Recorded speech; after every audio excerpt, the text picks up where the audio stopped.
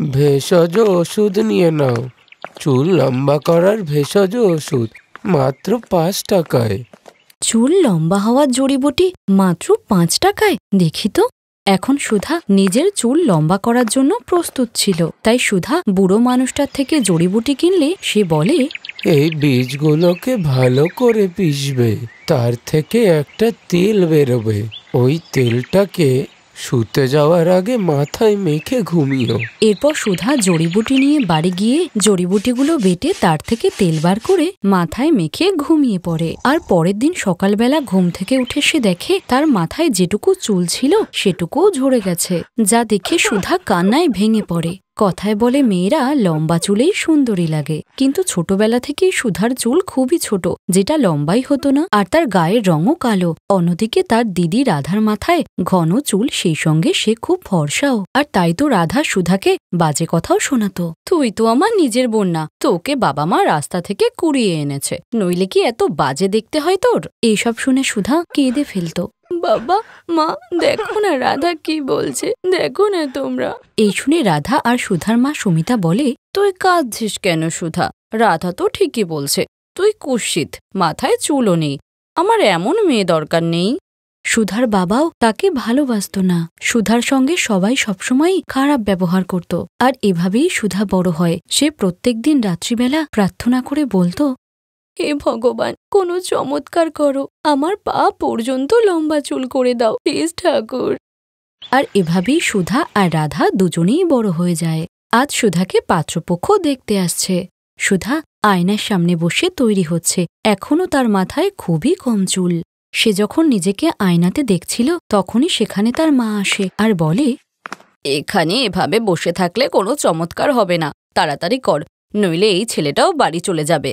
তখনই সেখানে রাধা এসে বলে, মা, আমি তো এটাই বুঝতে পারছি না যে তুমি আমার আগে এই পেতনির কেন বিয়ে দিচ্ছ। রাধা মা, এই পেতনিটাকেই তো আগে বিয়ে দিতে হবে, নইলে ওকে আর কে বিয়ে করবে বল? একবার ও ঘাড় থেকে নেমে গেলে আমি তোর জন্য খুব সুন্দর আর সংস্কারী ছেলে নিয়ে আসব। মা, তোমরা সবাই আমাকে ঘৃণা কেন করো? আমি তোমাদের কি করেছি? তোর মাথায় চুল নেই সুধা, তুই একটা কুৎসিত মেয়ে। ছি, এমন ফালতু দেখতে মেয়ে আমার বোনই নয়, ছি ছি। এই শুনে সুধা সবসময়ের মতো কষ্ট পেয়ে এখনো কাঁদতে লাগলো। এদিকে অবিনাশ সুধাকে দেখতে আসে, আর রাধা তার নিজের ঘরেই বসেছিল, কারণ তার মা সুমিতা তাকে বলেছিল, মা, তুই ঘরের মধ্যেই থাকিস, ছেলেটা তোকে দেখলে আর সুধাকে বিয়ে করবে না রে। এরপর অনেকটা পণের বিনিময়ে সুধার সঙ্গে অবিনাশের বিয়ে ঠিক হয়ে যায়। কিন্তু এই কথা নিয়েও সুমিতা যখন সুধাকে বাজে কথা শোনাচ্ছিল, তখন সুধা ভাবল, নিজের বাড়িতে তো আমি শান্তি পেলাম না, হয়তো শ্বশুর বাড়িতে গিয়ে আমি ভালো থাকব। এরপর সুধার বিয়ে হয়ে যায়, কিন্তু বিয়ের দিনেই অবিনাশ রাধাকে প্রথম দেখে, আর দেখেই রাধার প্রেমে পড়ে যায়। আরে, আমি একে আগে কেন দেখলাম না? কত সুন্দর ফর্সা দেখতে ওকে, কত লম্বা চুল। আগে জানলে আমি একেই বিয়ে করতাম। এই ভূতনি কেন? কিন্তু এখন তো আর কিছুই করার ছিল না। আর সুধা অবিনাশের সঙ্গে শ্বশুরবাড়ি পৌঁছানোর পরেই তার শাশুড়ি বিমলা তাকে 1000টা কাজের অর্ডার দেয়। রান্নাঘরে গিয়ে সব বাসন মাজো, তারপর ভালো করে রান্না করে ঘরবাড়ি পরিষ্কার করো। তোমাকে এ বাড়ির বউ করে এনেছি এই বাড়ির কাজ করানোর জন্যই, মনে রেখো। ঠিক আছে মা, মনে থাকবে। এরপর সুধা বাড়ির সব কাজ করলেও তার শাশুড়ি আর তার স্বামী তার মাথার চুল নিয়ে সবসময় মজা করত। তোমার চুল যে আমার থেকেও ছোট। একে তো কাজের লোকই মনে হচ্ছে। হ্যাঁ হ্যাঁ, ফ্রির কাজের লোক আর কি। অবিনাশ এভাবেই সুধাকে অপমান করত। একদিন রাধার সঙ্গে অবিনাশের দেখা হয়। রাধা নিজের লম্বা চুল নিয়ে খুবই অহংকার করত। এরপর অবিনাশ সুন্দরী রাধার প্রেমে পড়লে রাধাও অবিনাশের প্রেমে পড়ে যায়। আর একদিন তারা দুজন বিয়ে করে নেয়। আর বিয়ে করে অবিনাশ রাধাকে বাড়ি নিয়ে এলে সুধার মাথায় যেন আকাশ ভেঙে পড়ে। রাধা, তুই আমার সঙ্গে এটা করতে পারলি? তুই আমার স্বামীকে বিয়ে করলি কেন? তুই চুপ কর, কোনো কথা বলিস না। অবিনাশ তোকে ভালোই বাসে না, ও আমাকে ভালোবাসে। হ্যাঁ হ্যাঁ, এরকম ছোট চুলের মেয়েকে কেই বা ভালোবাসতে যাবে? আমি তো না। যা শুনে সুধা ভীষণ কষ্ট পায়। পরের দিন সকালে সে দেখে বাজারে একজন বুড়ো মানুষ জড়িবুটি বিক্রি করছে। ভেষজ ওষুধ নিয়ে নাও। চুল লম্বা করার ভেষজ ওষুধ, মাত্র 5 টাকায়। চুল লম্বা করার জড়িবুটি মাত্র 5 টাকায়? দেখি তো গিয়ে। সুধা নিজের চুল লম্বা করতে চায়, তাই এখন সে সবকিছুই করতে রাজি। সুধা বুড়ো মানুষটার থেকে জড়িবুটি কিনলে সে বলে, এই বীজগুলোকে ভালো করে পিষবে, তার থেকে একটা তেল বেরোবে। ওই তেলটাকে শুতে যাওয়ার আগে মাথায় মেখে ঘুমিও। এরপর সুধা জড়িবুটি নিয়ে বাড়ি যায়। আর রাত্রিবেলায় সবাই ঘুমিয়ে পড়লে সুধা জড়িবুটি বেটে তার থেকে তেল বার করে মাথায় মেখে ঘুমিয়ে পড়ে। আর পরের দিন সকালবেলা সে ঘুম থেকে উঠে দেখে তার মাথায় আর একটাও চুল নেই। যা দেখে সুধা কাঁদতে কাঁদতে বলে, এটা কি হলো, আমার সব চুল উঠে গেছে, এখন আমি কি করব? সুধা জোরে জোরে কাঁদতে থাকে, যার কারণে বাড়ির সবাই তাকে এই অবস্থাতেই দেখতে পায়। এটা কি, তুই পুরো ন্যাড়া হয়ে গেলি? থু, আমি তাকাতেই পাচ্ছি না তোর দিকে, আমার তো বমি পাচ্ছে। সুধা, তুমি এই বাড়ি থেকে বেরিয়ে যাও, এখানে তোমার কোনো দরকার নেই। তুমি এ বাড়িতে থাকলে বাড়ির বদনাম হবে। এরপর সবাই মিলে সুধাকে বাড়ি থেকে তাড়িয়ে দিলে সুধা কাঁদতে কাঁদতে একটা জঙ্গলে চলে যায়। আর জঙ্গলে যে গাছের তলায় বসে সুধা কাঁদছিল, সেই গাছে একটি পাখি থাকতো। সে সুধাকে বলে, তুমি কাঁদছো কেন? সুধা পাখিটাকে সব কথা বলে, তুমি কেঁদো না, বেশিরভাগ মানুষই খারাপ হয়, তাই তো আমরা জঙ্গলে থাকি। এই জঙ্গলে সবকিছু আছে, অনেক বড় রোগের ওষুধও আছে, একটা ফলও আছে যার রস মাথায় মাখলে চুল লম্বা হয়। সত্যি? ওই ফল আমি কোথায় পাবো? আমি নিয়ে আসছি। আর কিছুক্ষণ পর পাখিটা সুধাকে একটা ফল এনে দেয়, যে ফলের রস মাথায় মাখতেই পা থেকে মাথা পর্যন্ত লম্বা ঘন কালো চুলে সুধার মাথা ভরে যায়। এমনই তো ইচ্ছা ছিল তার ছোট থেকে। যা দেখে সে পাখিকে বলে, মিষ্টি পাখি, তোমাকে অনেক ধন্যবাদ। আমি এই ফলের রস সেই মেয়েদের কাছে বিক্রি করতে চাই যাদের চুল লম্বা হয় না, কারণ তারাও তো রোজ আমার মতোই কষ্ট পায়। জঙ্গল থেকে ফিরে সুধা সেই ফলের রস বিক্রি করে, যা অবিনাশ আর রাধা দেখতে পায়। তুমি সুধা না? হ্যাঁ, কেন? আরে বাহ, তোমার এত বড় লম্বা চুল কি করে হলো? এই ফলের রসটা মাথায় লাগানোর কারণে। তোমায় না দেখতে হেভি লাগছে। তুমি কি আবার আমার কাছে ফিরে আসবে? এইসব দেখে শুনে রাধার ভীষণ হিংসে হয়। সে ফলের রস হাতে নিয়ে পুরো বোতলটাই তার মাথায় ঢেলে দেয়, আর যার পরিণতিতে রাধার মাথার সব চুল ঝরে গিয়ে সে ন্যাড়া হয়ে যায়। এটা কি হলো আমার সাথে, আমি ন্যাড়া হয়ে গেলাম। ঠিকই হয়েছে, এটাই হলো লোভের আসল ফল। ছোট থেকে কখনো আমাকে একটু সুখেও থাকতে দিসনি, এবার দেখ কেমন লাগে। আর হ্যাঁ অবিনাশ, আমি ফালতু লোকের সঙ্গে থাকতে চাই না, তুমি থাকো তোমার বউয়ের সঙ্গে। এরপর রাধার সব অহংকার মাটিতে মিশে যায়, আর অবিনাশকেও ন্যাড়া রাধার সঙ্গেই থাকতে হয়। আর এদিকে ফলের রস বিক্রি করে সুধার অনেক লাভ হয়। সুধার লম্বা চুলের সুনাম চারিদিকে ছড়িয়ে পড়ে, আর সে খুব খুশিও থাকে। দিদি, দেখো না, এই প্রশ্নটা বুঝতে পারছি না। কোনটা? এটা? আরে পাগলি, এটা তো সবচেয়ে সহজ। প্রথমে এই দুটোকে যোগ কর, আর ওই দুটোকে পরে বিয়োগ করে দে। হ্যাঁ হ্যাঁ দিদি, তুমি তো কত সহজে বলে দিলে। আর আমি বেকার বেকার এটা নিয়ে পড়েছিলাম। কখনো কখনো এরকম বেকারভাবে মাথা না খাটিয়ে দৃষ্টিভঙ্গিটা বদলাতে হয়, বুঝলি? একদম ঠিক বলেছ দিদি। আচ্ছা, তুমি কলেজের ফর্মটা তুললে? না, আমি ওটা তুলব না, আমি অন্য কিছু ভেবেছি। হ্যাঁ, অন্য কিছু ভাবলে আমাকেও বলো। আমি এই গ্রামের কলেজে পড়তে চাই না। আমাদের গ্রামের কলেজে না আছে ভালো টিচার, আর না আছে ভালো কোর্স। আমি তো শহরে গিয়ে পড়তে চাই। কি? তুমি শহরে যাবে? তোমার সাথে শহরে কে থাকবে?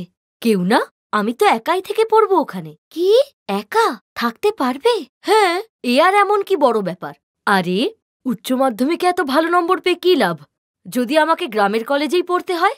হ্যাঁ দিদি, এটা তো তুমি ঠিকই বললে, কিন্তু এই গ্রামের অবস্থা তো তুমি জানো। এখানে মেয়েদের স্কুলেই পাঠাতে চায় না, আর তুমি শহরে গিয়ে। ব্যাস, এই চিন্তাধারাটাই তো সমস্ত নষ্টের গোড়া। এটা ঠিকই বললে। সত্যি বলতে কি, আমারও শহরে গিয়ে পড়াটা খারাপ মনে হয় না, শুধু ওখানকার চাকচিক্যকে ভয় করে। চাকচিক্য মানে? দিদি, আমার এক বন্ধু বলছিল ওর এক মামার মেয়ে গ্রাম থেকে শহরে পড়তে গিয়েছিল, কিন্তু সেখানে গিয়ে ও 1 নম্বরের বেয়াদব আর অহংকারী মেয়ে হয়ে গিয়েছিল। জানো, ও তো এখন সিগারেটও খায়। তাতে কি আছে, শহরের জীবনযাত্রা আলাদা, ওখানে গেলে মানুষ বদলেই যায়। না দিদি, তুমি কিন্তু শহরে গিয়ে একদম বদলাবে না। তুই এমন ভাবে বলছিস যেন আমি কালই যাচ্ছি। আরে, এখনো বাবাকে রাজি করাতে হবে, বুঝলি? চিন্তা করো না, আমরা দুজন মিলে বাবাকে ঠিক মানিয়ে নেব। সীমা আর মালা আপন বোন ছিল। সীমা ছোট ছিল আর মালা বড়। দুজনেই পড়াশোনায় খুব ভালো ছিল। মালা খুব ভালো নম্বর পেয়ে উচ্চ মাধ্যমিক পরীক্ষা পাশ করার পর এখন শহরে গিয়ে বিকম পড়তে চায়। ওর বাবা গোপালচন্দ্রের গ্রামে অনেক জমি ছিল। তার মালাকে শহরে পড়তে পাঠানোর সাধ্য থাকলেও তাকে রাজি করাটা অতটাও সহজ ছিল না। না মা, যা করবে এখানেই, আর ওখানে তুমি একা কি করে থাকবে? থাকতে পারবো বাবা, আমি খোঁজ খবর নিয়ে জেনেছি ওই কলেজে হোস্টেল আছে যেখানে স্টুডেন্টসরা থেকে পড়াশোনা করে। বাবা, ওখানে সব ভালো, ওখানে গেলে আমার জীবন বদলে যাবে। কিন্তু মা, তোমার মায়ের যে তোমাকে খুবই প্রয়োজন, আর এমনিতেও তো তুমি পড়াশোনায় খুবই ভালো। তাই আমার বিশ্বাস তুমি গ্রামে থেকেই সফল হবে। দরকার আছে বাবা, কারণ দিদি তো শহরে গিয়ে পড়তে চায়। তুমি দিদিকে যেতে দাও বাবা, আমি তো গ্রামে আছিই মায়ের সাথে, তাই তুমি দিদিকে যেতে দাও বাবা। সীমার কথা শুনে গোপালচন্দ্র মালাকে শহরে পড়তে পাঠাতে রাজি হয়ে যান। মালা শহরের এক নামী কলেজে অ্যাডমিশন নিয়ে হোস্টেলে থেকে পড়তে লাগলো। ও গ্রাম থেকে শহরে এসেছিল নিজের ভবিষ্যৎ উজ্জ্বল করার জন্য, কিন্তু ধীরে ধীরে তার জীবনের অন্যান্য প্রয়োজনগুলো তার কাছে জরুরি হয়ে উঠল। সীমার ভয়ই সত্যি হলো, মালা শহরে গিয়ে পাল্টে যেতে লাগলো। মালা, রেডি হয়ে থাকিস, হস্টেলের বার্ডেন ঘুমালেই আমরা বেরোবো কিন্তু। আচ্ছা ঠিক আছে রে, কিন্তু কাল তো এক্সাম আছে। আরে তোর ড্রামাটা বন্ধ কর তো, এক্সামস তো আসবে যাবে, বাট ওরকম ডিস্কো পার্টির মজা কি আর পাবি? হ্যাঁ ঠিকই বলছিস, চল যাব তবে। বন্ধুদের সাথে ঘোরাফেরা, পার্টি করা, এখন এসবই মালার পছন্দ ছিল। এই জন্য ওর পড়াশোনায় কোনো মনোযোগ ছিল না, তাই ওর নম্বরও আস্তে আস্তে কমতে লাগলো। দিদি, আমি ইন্টারনেটে তোমার মার্কশিট দেখলাম, নাম্বার তো খুব কম। হ্যাঁ, তাতে কি হয়েছে, নেক্সট সেমিস্টারে আমি এটা কভার করে নেব। আচ্ছা তুই বাবাকে বলিসনি তো? না দিদি, এখনো বলিনি, কিন্তু জিজ্ঞেস করলে তো বলতেই হবে। তখন না না, তোরও সবকিছু বলতে হবে না। আমি যখন ছুটিতে বাড়িতে আসবো আমি সব সামনে নেব, তুই শুধু তোর মুখটা বন্ধ রাখবি। ঠিক আছে চল, রাখছি, আমার একটা বন্ধু ডাকছে আমাকে। দিদি, এইসব তো ঠিক নয়, তুমি শহরে পড়তে গেছো নাকি এইসব করতে? সত্যি তুই একটা গেও ভূতি, এইসব শহরে থাকার রীতি রেওয়াজ, বুঝলি? আর যদি বন্ধুদের সাথে একটু ড্রিঙ্ক করেই থাকি তবে এতে ভুলের কি আছে? না দিদি, যেটা ভুল সেটা ভুলই, তুমি বাড়ি ফিরে এসো। আর তোমার কলেজও তো প্রায় শেষ। তুই পাগল নাকি রে? আমি আর গ্রামে কখনোই ফিরবো না। তুমি ওখানে থেকে করবেটা কি? তোমার মার্কসও তো অত ভালো নয় যে তুমি একটা চাকরি পাবে। আরে সীমা, আমি শহরে এসে বুঝতে পারলাম এসব পড়াশোনা করে লাইফে কিচ্ছু করতে পারবো না, তাই আমি কায়দা করে আমার লাইফ সেট করে নিয়েছি, বুঝলি? মানে দেখ, আমার কলেজে একটা ছেলে আছে রাজীব, ও আমার পেছনে পুরো পাগল। এবার এই বড়লোক বাবার ছেলেটাকে বিয়ে করতে পারলেই আমার পুরো লাইফ সেট। কি, এইসব ভেবে তো তুমি শহরে যাওনি? তুমি তো তোমার ভবিষ্যৎ গড়তে গিয়েছিলে। আর এমনিতেও বাবা এই বিয়েতে রাজি হবে না। না মানলে না মানবে, রাজীব তো আমার যে কোনো অবস্থাতেই বিয়ে করতে রাজি। আর কেরিয়ার, বড়লোক বাড়িতে বিয়ে হলে কেরিয়ার নিয়ে আর কে ভাবে? আমি তো বলছি এবার তুই নিজের বুদ্ধির পরিচয় দে। শোন, ওইসব গ্রামে থেকে তোর কিচ্ছু হবে না, চলে আয় আমার সাথে শহরে, তোর পুরো লাইফ সেট করে দেব। না দিদি, তোমাকে অনেক শুভেচ্ছা রইল, আমি গ্রামেই খুশি। এরপর মালা তার পরিবারের বিরুদ্ধে গিয়ে শহরে বিয়ে করে ফেলল। তার স্বামী রাজীব তার বাবার ব্যবসা সামলাতো। এক ধনী পরিবারের বউ হওয়ার পর মালা আর ফিরে তাকায়নি, এমনকি সে কাউকে তার বাবা মা এবং বোনের ব্যাপারেও জানায়নি। ও চাইতো না যে গ্রামে থাকা তার পরিবারের ব্যাপারে কেউ জানুক, আর এই ব্যাপারটা নিয়ে তার রেপুটেশন খারাপ হোক। আর অন্যদিকে সীমা গ্রামে থেকে শুধু তার পড়াশোনাটাই শেষ করল না, বরং সে তার নিজের সাথে সাথে তার গ্রামের ভবিষ্যৎও উজ্জ্বল করার চেষ্টা করতে লাগলো।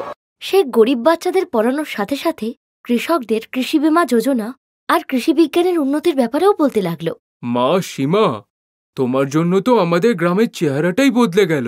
সত্যি গোপালচন্দ্রবাবু, আপনার মেয়ে সাক্ষাৎ সরস্বতী। কিন্তু সীমাকে আশীর্বাদ করার সময় ওর বাবা গোপালচন্দ্রের চোখে জল ছিল। সীমা তার বাবার মনের কথাটা বুঝতে পারল। তিনি সীমার ব্যাপারে তো খুশি ছিলেন, কিন্তু মালার চিন্তায় দুঃখিত ছিলেন। সীমারও মালার কথা মনে পড়ত, কিন্তু সে কোথায় আছে আর কিভাবে আছে সেটা সে জানত না। এইভাবেই দিন কেটে যেতে লাগলো, আর সীমা তার পড়াশোনা চালিয়ে যেতে লাগলো আর প্রতিযোগিতার জন্য প্রস্তুত হতে লাগলো। আর অন্যদিকে মালার জীবনে ঝড় নেমে এলো। রাজীব, এত টেনশন করছো কেন? পয়সার ব্যবস্থা তো কোনো না কোনো জায়গা থেকে হয়েই যাবে। কি করে হবে, কিভাবে হবে?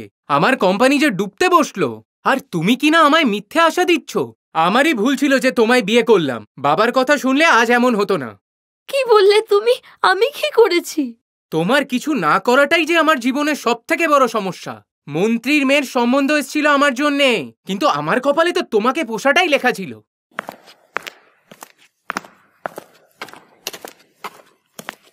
মালা তৈরি হয়ে নাও, এক্ষুনি বেরোতে হবে। কিন্তু কোথায়? আমি জানতে পারলাম যে আমাদের ব্যাংকে নতুন ম্যানেজার জয়েন করেছে। শুনলাম লেডিস, তাই তুমি কথা বললে উনি মানবেন। এবার যে করেই হোক তোমাকে লোনটা মাফ করাতেই হবে। রাজীব আর মালা ব্যাংকে পৌঁছলো। ওরা খুব কষ্ট করে ব্যাংক ম্যানেজারের অ্যাপয়েন্টমেন্ট পেল। ব্যাংক ম্যানেজারের সঙ্গে কথা বলার জন্য রাজীব মালাকে একাই পাঠালো, কিন্তু ম্যানেজারকে দেখে ওর চোখ ছানা বড়া হয়ে গেল। সীমা, তুই? ব্যাংকের নতুন ম্যানেজার আর কেউ নয়, ওর ছোট বোন সীমা ছিল। এত বছর বাদে আজ দুই বোন একে অপরের সামনে থাকলেও তাদের মধ্যে সব বদলে গিয়েছিল। সীমা লেখাপড়া করে ব্যাংক ম্যানেজার হয়েছিল, আর মালা ছিল ওই ব্যাংকের ঋণ গ্রহীতা। সীমা মালাকে দেখা মাত্রই তার চেয়ার থেকে উঠে তাকে জড়িয়ে ধরল। এই দেখে মালার অহংকার তার চোখের জল হয়ে ঝরতে লাগল, যদিও সে চাইলেও ওটা করতে পারেনি যেটা রাজীব তাকে বলেছিল। Best buddies. হ্যালো ফ্রেন্ডস, এই ভিডিওটা দেখার জন্য ধন্যবাদ। যদি এই ভিডিওটা তোমাদের ভালো লেগে থাকে তাহলে প্লিজ লাইক, সাবস্ক্রাইব আর কমেন্ট অবশ্যই করবে এই ভিডিওতে। আর হ্যাঁ, শেয়ার করতে ভুলো না কিন্তু। আরো অনেক মজাদার ভিডিও দেখার জন্য নিচে দেওয়া এই বেল আইকনটাকে প্রেস করো। দেখতে থাকো বেস্ট বাডিজ।